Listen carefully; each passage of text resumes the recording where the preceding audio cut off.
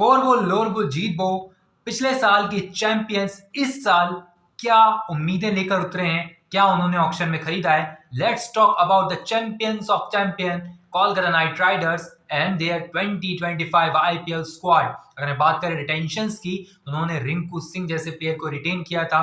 वहां पर नारायण, रसल, वरुण चक्रवर्ती आपको दिखाई देंगे। लेकिन क्या बात करें इस ऑक्शन की, जहां पर वो श्रेयस अय्यर के लिए नहीं गए, ना तो उन्होंने आरटीएम किया। अब मैं बात करूं यहाँ पर कोलकाता नाइट राइडर्स मुझे कहाँ दिखाई देती है। So first let's talk about team कि उनकी टीम में डेप्थ क्या है। पहले तो उन्होंने मोइन अली जैसे ऑलराउंडर को खरीदा है, वो भी आखिर में। अगर मैं बात करूं अनसोल्ड प्लेयर्स की लिस्ट आई थी और वो टीमों ने मिलकर डिसाइड की थी किन किन प्लेयर्स को जो इस फास्ट फॉरवर्ड लिस्ट में होना चाहिए, जहां से आप पिक कर लें कुछ नाम और उन कुछ नामों को अपनी टीमों में शामिल कर लें। तो उसमें उनका भी नाम था। अगर मैं बात करें यहाँ पर होल स्क्वाड की, तो यहाँ पर आपको दिखाई देते हैं बैटर्स में रिंकू सिंह, रामन पावल, अंकृश Raghuvanshi is back in the KKR. अगर मैं बात करें मनीष पांडे की, लवनीत सिसोदिया आपको यहाँ पर दिखाई देंगे, आपको यहाँ पर दिखाई देंगे अजिंक्य रहाणे। जी हाँ, अजिंक्य रहाणे का एक्सपीरियंस काम आने वाला है केकेआर को। हो सकता है कि मिडिल ऑर्डर में खेलते हुए भी दिखाई दे, क्योंकि नितेश राणा अब टीम में नहीं है। Nitish Rana went to Rajasthan Royals ने उन्हें 4 करोड़ रुपए में खरीदा है। और अगर मैं बात करूं यहाँ पर अजिंक्य रहाणे की, तो बेस प्राइस में उठाया है कोलकाता नाइट राइडर्स ने, जो कि कोलकाता नाइट राइडर्स के स्क्वाड के लिए, पूरे पूल के लिए अच्छी बात है। वो एक्सपीरियंस लेकर आते हैं, आपके पास पैसे बचे हुए थे, आपने यूटिलाइज किया। अगर बात करूं यहाँ पर विकेट कीपर्स की, the steel for the KKR, the steel of the auction is Quinton de Kock. 3 crore plus में मिल गए। और क्विंटन डिकॉक जैसा प्लेयर अगर ईडन में हो, चिन्नस्वामी में हो, चाहे वहां पर चेन्नई का चेपॉक स्टेडियम हो,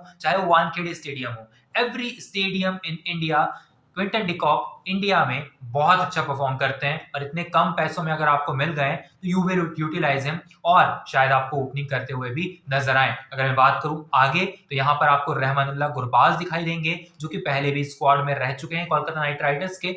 2 विकेट कीपिंग के तगड़े ऑप्शन है आपके पास, लेकिन I think KKR will go with यहाँ पर Quinton de Kock before Rahmanullah Gurbaz. बात करते हैं यहाँ पर ऑलराउंडर सेक्शन की, तो यहाँ पर वेंकटेश अय्यर, जिन्हें रिटेन नहीं किया था, और ये सोच रहे थे कि कहीं ना कहीं हमें 10 करोड़ के अंदर, 4-5 करोड़ में, 6-7 करोड़ में वेंकटेश अय्यर मिल जाएंगे। लेकिन नामी ऑलराउंडर्स की कमी होने की वजह से केकेआर भी उसी पथ पर चली है जिस पथ पर यहाँ पर जाती है रॉयल चैलेंजर्स बेंगलुरु। उन्हें बहुत सारे पैसे खर्च करने पड़े ऑलराउंडर के नाम पर। यहाँ तक कि इस ऑक्शन में विजय शंकर पिक कर लिए गए चेन्नई सुपर किंग्स के द्वारा।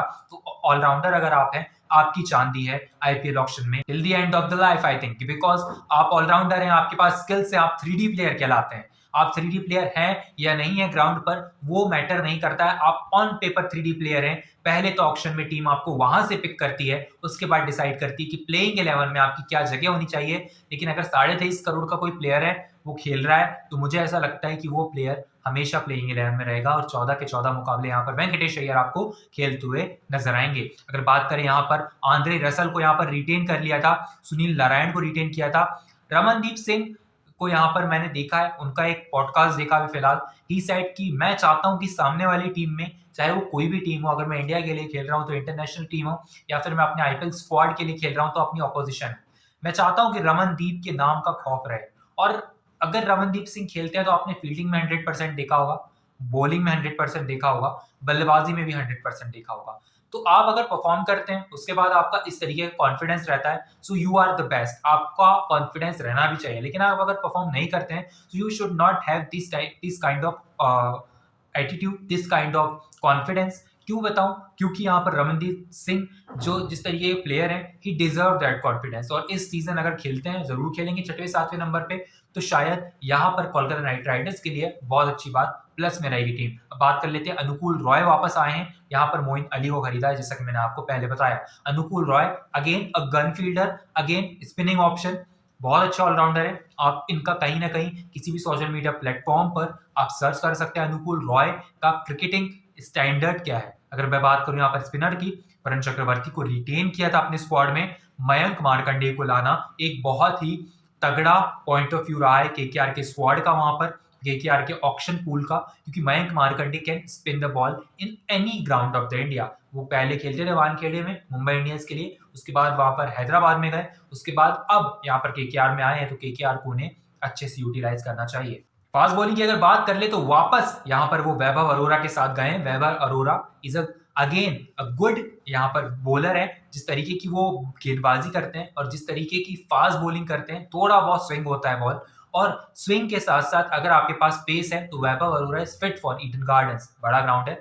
हर्षित राणा आपके पास है, रिटेन कर लिए गए थे। Harshit Rana is a test player now for India and very congrats to him. जिस तरीके का प्रदर्शन कर रहे हैं, अगले मुकाबले में खेलते हैं नहीं, ये देखने वाली बात होगी। लेकिन अगर मैं बात करूं एंड्रिक नॉर्किया की, एंड्रिक नॉर्किया को पिक करना, क्या ये 11 में होंगे या स्पेंसर जॉनसन होंगे, ये देखने वाली बात होगी। स्पेंसर जॉनसन के पास स्विंग है, एंड्रिक नॉर्किया के पास सिर्फ पेस है। पेस और स्विंग जिसके पास होगी वो पहले प्रेफर किया जाएगा। अगर बात करें उमरान मलिक की, अनसोल्ड जाने वाले थे, कोलकाता नाइट राइडर्स ने इन्हें अपने स्क्वाड में रखा है और उमरान मलिक डिजर्व करते थे किसी न किसी टीम में रहना। उमरान मलिक अब कोलकाता नाइट राइडर्स लिए खेलते हुए नजर आएंगे। अगर मैं बात करूं बेस्ट प्लेइंग 11 की, मैंने जो बनाई है उस हिसाब से मेरे हिसाब से ओपनिंग में फिर से आपको सुनील नारायण दिखाई देंगे क्विंटन डिकॉक के साथ। अगर मैं बात करूं अंकुश रघुवंशी की, he is back so he will play. अगर मैं बात करूं यहाँ पर अजिंक्य रहाणे की, और अजिंक्य रहाणे अगर खेलते हैं तो अंकुश नहीं खेलेंगे, अंकुश खेलेंगे तो अजिंक्य रहाणे नहीं खेलेंगे।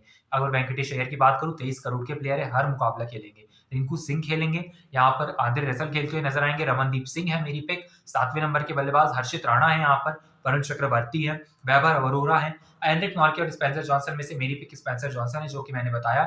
यहाँ पर मनीष पांडे 12वें प्लेयर हो सकते हैं। मनीष पांडे जी 12वें प्लेयर होंगे या नहीं, ये केकेआर के स्क्वाड के ऊपर है। हो सकता है कि मोइन अली किसी प्लेयर की जगह खेले, लेकिन अगर मोइन अली खेलते हैं तो इस स्क्वाड में ना थोड़ा सा अनबैलेंस हो जाएगा।